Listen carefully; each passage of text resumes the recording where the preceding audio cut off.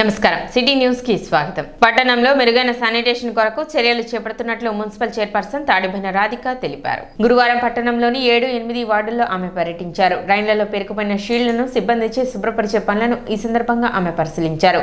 పట్టణంలోని అన్ని వార్డుల్లో మెరుగైన శానిటేషన్ కొరకు దృష్టి సారించినట్లు చైర్పర్సన్ రాధిక తెలిపారు. కాలువలలో ప్లాస్టిక్ తో పాటు వివిధ రకాల వ్యర్థాలను వేయడం వలన మురుగునీటి పారుదల సక్రమంగా లేక దోమల ఉత్పత్తి ఎక్కువగా ఉంటుందని, ప్రజలు కాలువలో ఎటువంటి వ్యర్థాలను వేయరాదని ఆమె సూచించారు. అదేవిధంగా కాలువలను శుభ్రపరిచే వీలు లేకుండా ఆక్రమణలతో మూసివేస్తున్నారని, అటువంటివి ఉంటే ప్రజలు స్వచ్ఛందంగా తొలగించాలని తెలిపారు. కార్యక్రమంలో పురపాలక శాఖ సిబ్బంది పాల్గొన్నారు.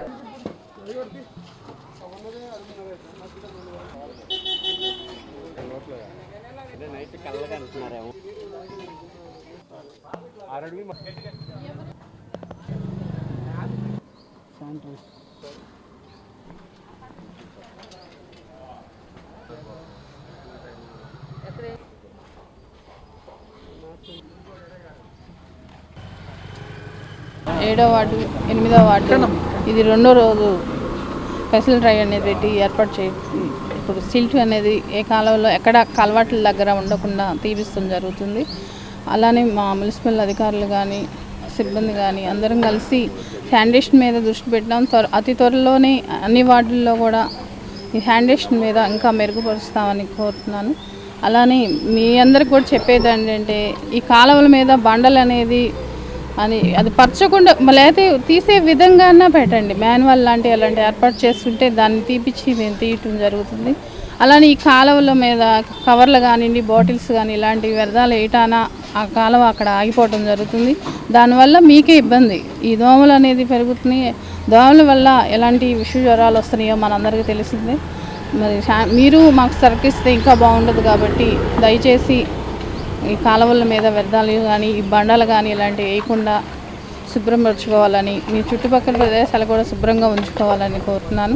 నిబంధనలకు విరుద్ధంగా సెల్లార్లలో వ్యాపారాలు నిర్వహిస్తే చట్ట ప్రకారం చర్యలు తీసుకుంటామని మున్సిపల్ కమిషనర్ బండి శేషన్న తెలిపారు. బోస్ రోడ్డు ఆధునీకరణలో భాగంగా గురువారం కమిషనర్ శేషన్న పర్యటించారు. ఈ సందర్భంగా ఆయన మాట్లాడుతూ బోస్ రోడ్ను ఆధునీకరించాలన్న మంత్రి నాదెండ్ల మనోహర్ సూచనల మేరకు పర్యటించినట్లు చెప్పారు. ట్రైన్లపై ఎటువంటి అక్రమ నిర్మాణాలు చేపట్టరాదని, వాటిని దాటి ఎవరు వ్యాపారాలు నిర్వహించరాదని సూచించారు. అక్రమ నిర్మాణాలను స్వచ్ఛందంగా తొలగించి పురపాలక సంఘానికి సహకరించాలని కోరారు. అదేవిధంగా భవనాలకు సంబంధించిన సెల్లాలలో ఎటువంటి వ్యాపారాలు నిర్వహించరాదని, వాటిని కేవలం పార్కింగ్ కు మాత్రమే ఉపయోగించాలని, అలా కాకుండా నిబంధనలకు విరుద్ధంగా ఎవరైనా వ్యాపారాలు నిర్వహిస్తే వారిపై చర్యలు తీసుకుంటామని కమిషనర్ శేషన్న తెలిపారు. కార్యక్రమంలో పురపాలక సంఘ సిబ్బంది, పలువురు ప్రజాప్రతినిధులు పాల్గొన్నారు. ఈరోజు ఉదయం పూటలో శానిటేషన్ గమనిస్తూ మన బోస్ రోడ్డుకు రావటం జరిగింది. బోస్ రోడ్డును మంచిగా అంటే ఆధునికంగా ఉంచాలనేసి మంత్రి గారి అలాగే కౌన్సిల్ వారి యొక్క ఉద్దేశం. దానిలో భాగంగానే బోస్ రోడ్లో కొన్ని వర్క్స్ శాంక్షన్ చేయడం, రోడ్ ఎక్స్టెన్షన్ కావచ్చు, సెంట్రల్ లైటింగ్ సిస్టమ్స్ కావచ్చు, అలాగే మోడర్న్గా డివైడర్ ఇంప్రూవ్మెంట్ ఇవన్నీ జరుగుతుంది. అందులో భాగంగానే మార్నింగ్ అవర్స్లో అయితే కనుక ఈ రోడ్డు ఎలా ఉంటుంది అనేది గమనించడానికి రావడం జరిగింది. కొన్ని విషయాలు గమనిస్తున్నాం. జరుగుతున్నటువంటి కార్యక్రమాలు గమనించి మున్సిపాలిటీ వారికి సహకరించండి. చక్కగా అభివృద్ధి చేసి మీకు అందుబాటులో చేస్తాం. మా యొక్క రిక్వెస్ట్ ఏంటంటే ఎవరైనా కానీ డ్రైన్ దాటి యువతలకి రావడానికి వీల్లేదు. దాన్ని మేము ఎంక్రోచ్మెంట్గా పరిగణిస్తూ అవన్నీ కూడా రిమూవ్ చేయడం అయితే అవుతుంది. అదేమి ఆగదు. అందువల్ల మీ అందరూ మీరే వాలంటరీగా డ్రైన్ దాటి రాకుండా ఉండాలనేసి వారిని కోరుతున్నాం. ఎందుకంటే ఆల్రెడీ ఈ రోజు నుంచే ఈ యొక్క టెంపరీ ఎంక్రోచ్మెంట్ కానీ పర్మనెంట్ ఎంక్రోచ్మెంట్ కానీ డ్రైన్ దాటి ఏవైతే వచ్చాయో వాటిని రిమూవ్ స్టార్ట్ అయింది. గమనించి సహకరిస్తున్నది కోరుతున్నాం. యాక్షన్ స్టార్ట్ అయింది, సహకరించండి. అలాగే ప్రాంతాల్లో బోస్ రోడ్లో కొన్ని బిల్డింగ్లను గమనిస్తున్నాం.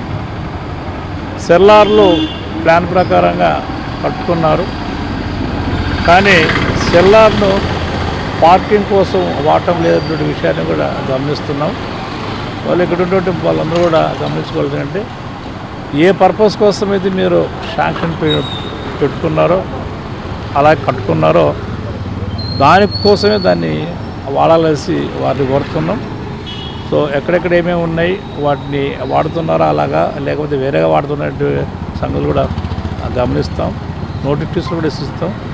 కాని పక్షంలో రూల్ ప్రకారం ఏదైతుందో దాన్ని చేయడానికి సిద్ధంగా ఉన్నామనే విషయం కూడా గమనించుకోవాలి. ఈ నెల 17వ తేదీ ఆదివారం షుగర్ వ్యాధి మరియు గుండె జబ్బులపై అవగాహన వైద్య శిబిరం నిర్వహిస్తున్నట్లు డాక్టర్ ఎస్వి కృష్ణారావు తెలిపారు. శరవేగంగా పెరుగుతున్న ఈ వ్యాధుల పట్ల ప్రజలకు అవగాహన కల్పించాలన్న ఉద్దేశంతో 17వ తేదీ ఆదివారం మధ్యాహ్నం 2 గంటలకు గంగానమ్మపేటలోని లెక్చరర్స్ కాలనీలో గల కృష్ణా మెడికేర్ నందు ఈ అవగాహన కార్యక్రమం నిర్వహిస్తున్నట్లు తెలిపారు. ఈ శిబిరం నందు షుగర్ వ్యాధి మరియు గుండె జబ్బులకు సంబంధించిన వివిధ రకాల పరీక్షలను ఉచితంగా చేయడం జరుగుతుందని, ప్రజలు ఈ అవకాశాన్ని సద్వినియోగం చేసుకోవాలని డాక్టర్ ఎస్వి కృష్ణారావు విజ్ఞప్తి చేశారు. శరవేగంగా పెరుగుతున్న ఈ మధుమేహం కానివ్వండి, డయాబెటీస్ కానివ్వండి, షుగర్ వ్యాధి కానివ్వండి, వీటిని శరవేగంగా పెరుగుతున్న ఈ వ్యాధుల పట్ల అవగాహన కల్పించేందుకు ఈ నెల 17వ తేదీ ఆదివారం మధ్యాహ్నం 2 గంటలకి మా కృష్ణా మెడికేర్ హాస్పిటల్ నందు షుగర్ వ్యాధి మరియు గుండె జబ్బులపై అవగాహన వైద్య శిబిరాన్ని నిర్వహించడం జరుగుతుంది. ముఖ్యంగా ఈ శిబిరంలో షుగర్ వ్యాధి రక్త పరీక్షలు మరియు అరికాళ్ళ నరాల పరీక్షలు, వైబ్రోమీటర్ ద్వారా అరికాళ్ళ నరాలకు సంబంధించిన స్పర్శకు సంబంధించిన పరీక్షలు ఉచితంగా నిర్వహించబడను. అలాగే షుగర్ వ్యాధి ఎందుకు వస్తుంది, ఎవరికి వస్తుంది, ఎలాంటి జాగ్రత్తలు తీసుకోవాలి, ఆహార నియమాలు, గుండెపోటు నివారణ, కిడ్నీ సమస్యల నివారణ, అలాగే పాదాలు ఎలా రక్షించుకోవాలి, ఆహార నియమాలు ఎలా, వ్యాయామం ప్రాముఖ్యత, అలాంటి అంశాలన్నీ కూడా సినిమా స్లైడ్స్ ప్రదర్శిస్తూ వాటిని ఒక ప్రసంగం ద్వారా, చర్చా వేదిక ద్వారా అందరికీ వైద్య విజ్ఞానాన్ని అందించే కార్యక్రమం కూడా ఉన్నది. ఈ కార్యక్రమం కూడా ఉచితంగా అందరూ పాల్గొనవచ్చు. అలాగే షుగర్ వ్యాధి పట్ల అవగాహన కోసం షుగర్ వ్యాధి పుస్తకాలు ఉచితంగా ఆ రోజు పంపిణీ చేయబడుతుంది. పట్టణంలో లీగల్ మెట్రాలజీ అధికారులు ఆకస్మిక తనిఖీలు నిర్వహించి పలువురిపై కేసులు నమోదు చేశారు. పండ్ల తూకంలో వ్యత్యాసం ఉందని ఫిర్యాదుదారుడు ఇచ్చిన ఫిర్యాదు మేరకు Guntur joint controller MNS Madhuri ఆధ్వర్యంలో జిల్లాలోని 4 ఇన్స్పెక్టర్స్, 2 అసిస్టెంట్ కంట్రోలర్స్తో కూడిన బృందం పట్టణంలోని కూరగాయల మార్కెట్, పండ్ల దుకాణాలు, స్వీట్ షాప్, బేకరీలు, మెటల్ స్టోర్స్, తోపుడు బండ్ల వ్యాపారులపై తనిఖీలు నిర్వహించారు. తూకాలలో వ్యత్యాసాలు గుర్తించిన వారిపై కేసులు నమోదు చేశారు. తనిఖీలు విషయం తెలుసుకున్న కొందరు వ్యాపారులు వారి యొక్క కాటాలతో సహా బండ్లను, దుకాణాలను వదిలి పారిపోయారు. ఈ సందర్భంగా Guntur joint controller MNS Madhuri మాట్లాడుతూ ఈ తనిఖీలలో మొత్తం 26 కేసులు నమోదు చేయడం జరిగిందని తెలిపారు. ముఖ్యంగా పండ్ల వ్యాపారుల వద్ద కేజీకి 200 గ్రాముల తూకం తక్కువ వస్తున్నట్లు గుర్తించామని, అలాంటి వారిపై కేసులు నమోదు చేస్తున్నట్లు వెల్లడించారు.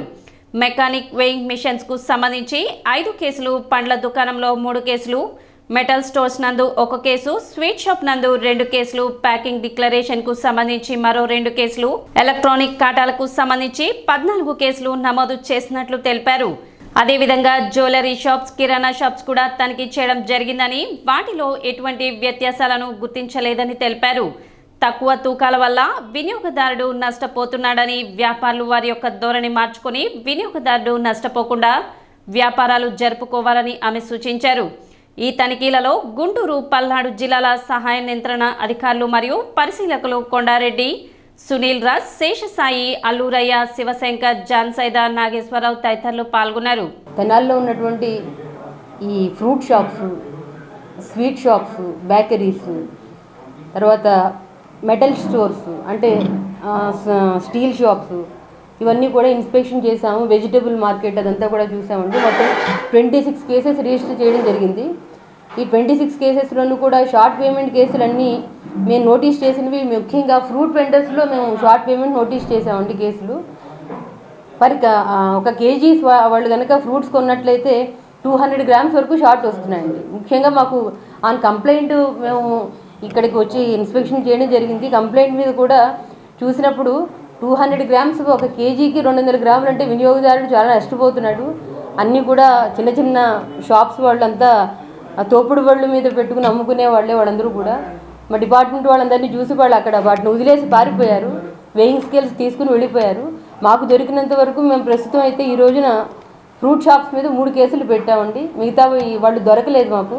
మళ్ళీ ఇంకొక రోజు అయితే మేము ఖచ్చితంగా రేట్ చేయడం జరుగుతుంది. అది వాళ్ళలో కూడా మార్పు రావాలి.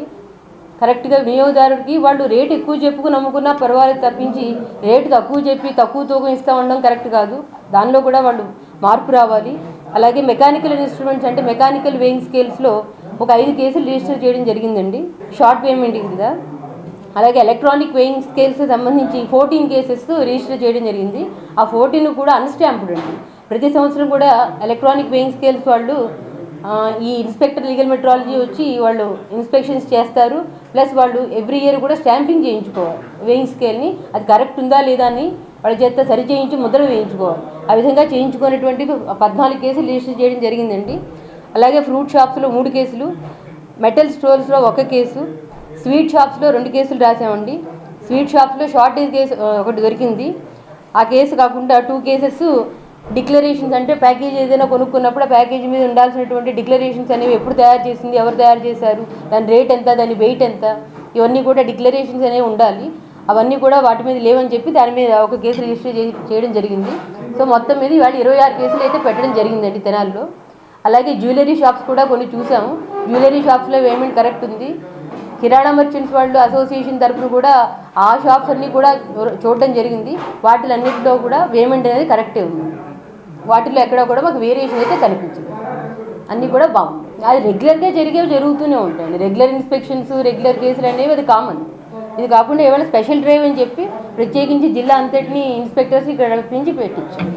కంప్లైంట్స్ అనేవి కాదండి. ఇది కంప్లైంట్ అంటే ఎవరో నిన్న నాకు ఒక ఆయన ఫోన్ చేసి, మేడం ఇలా మాకు ఈ ఫ్రూట్స్లో మాకు 1/4 కేజీ వరకు షార్ట్ వస్తుందండి 1 కిలోకి అని చెప్పి కంప్లైంట్ ఒక ఆయన ఎవరో ఫోన్ చేసి చెప్పారు. నేను ఇమ్మీడియట్గా రెస్పాండ్ అయ్యాను. ఇది మినిస్టర్ గారు ఉండే ఏరియా, ఇది మినిస్టర్ గారు ఉండే ఏరియాలోనే ఇంత షార్ట్ అంటే మరి మిగతా చోట్ల పరిస్థితి సార్ దృష్టికి వెళ్ళిందంటే ఇమ్మీడియట్ యాక్షన్ తీసుకోమంటారని చెప్పి సార్ దృష్టికి చెప్పకుండానే మేమే ఇమ్మీడియట్గా వచ్చి యాక్షన్ తీసుకున్నాం.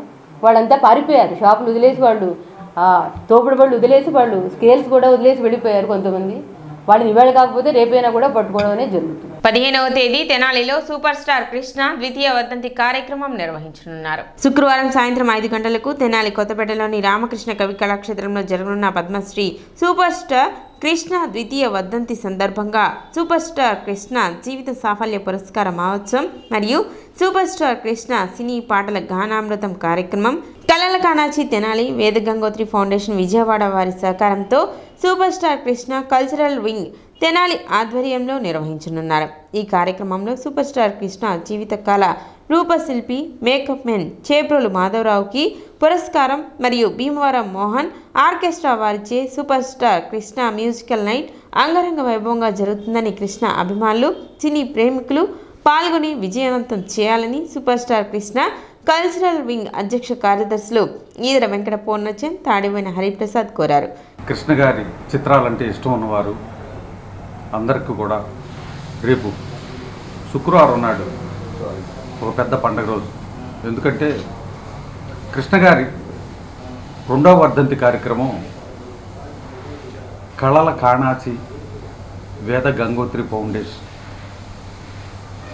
వాళ్ళ సహకారంతో కృష్ణ వింగ్, కృష్ణ ఫ్యాన్స్ వారంతా కూడా కలిసి రేపు చాలా గొప్ప కార్యక్రమం తెనాలి రామలింగ కళాక్షేత్రంలో ఆ రోజున 5 గంటలకి ఖచ్చితంగా సభ ప్రారంభమవుతుంది.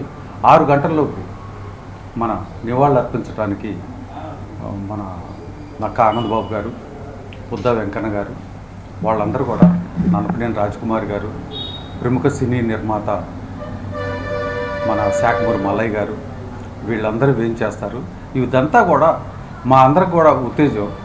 మేము చెయ్యాలి అని అనుకోగానే కృష్ణ గారి అభిమానులు అంతా కూడా ఎమ్మటే మాకు సహకారంగా బుర్ర సాయి మాధవ్ గారు, మేము ఉన్నాము మీకు తోడుగా, మేము కూడా ఉంటాం కానివ్వండి అని చెప్పని వాళ్ళందరూ కూడా దీనికి చాలా మద్దతు ఇస్తూ ఉన్నారు. వారందరి సహకారంతో ఆ రోజున బుర్ర సాయి మాధవ్ గారు వారందరూ కూడా ఈ కార్యక్రమానికి అటెండ్ అవుతున్నారు. కార్యక్రమంలో చిరుకుమల్లి సింగారావు, దేవరపల్లి భవానీ, అయినాల మల్లేశ్వరరావు, బడుగు మోహన్ రావు తదితరులు పాల్గొన్నారు. రేపు 15 సాయంత్రం సూపర్ స్టార్ కృష్ణ గారి 2వ వర్ధంతి సందర్భంగా కళల కానాక్షి వేద గంగోత్రి వారి సహకారంతో కృష్ణ కల్చర్ వింగ్ మంచి ఆర్కెస్ట్రా మన కళాక్షేత్రంలో ఏర్పాటు చేయడం జరిగింది. ఈ కార్యక్రమానికి కృష్ణ అభిమానులు, కృష్ణ అంటే ఇష్టం ఉండే వాళ్ళు ఎవరూ లేరని మా అభిప్రాయం. కృష్ణ అంటే అందరికీ ఇష్టమే. అటువంటి ప్రజలందరూ ఆ కార్యక్రమానికి అటెండ్ అయ్యి విజయవంతం చేస్తారని కోరుకుంటూ, కృష్ణ గారిని మాకు కావాల్సిన రీతిలో ఏ గెటప్ అంటే ఆ గెటప్కి మేకప్ వేసి కృష్ణ గారిని ఒక అందగాడిగా ఏ క్యారెక్టర్కి సంబంధించి ఆ క్యారెక్టర్లో క్షీణించిన మాధవరావు గారికి మేము పురస్కారం ఇచ్చే అదృష్టం మా తెనాలికి కలగజేసినందుకు కళల కానాక్షి అధ్యక్షులు బుర్రా సాయి మాధవ్ గారికి కృతజ్ఞతలు తెలియజేసుకుంటున్నాం. సిటీ న్యూస్ ఇంతటితో సమాప్తం. నమస్కారం.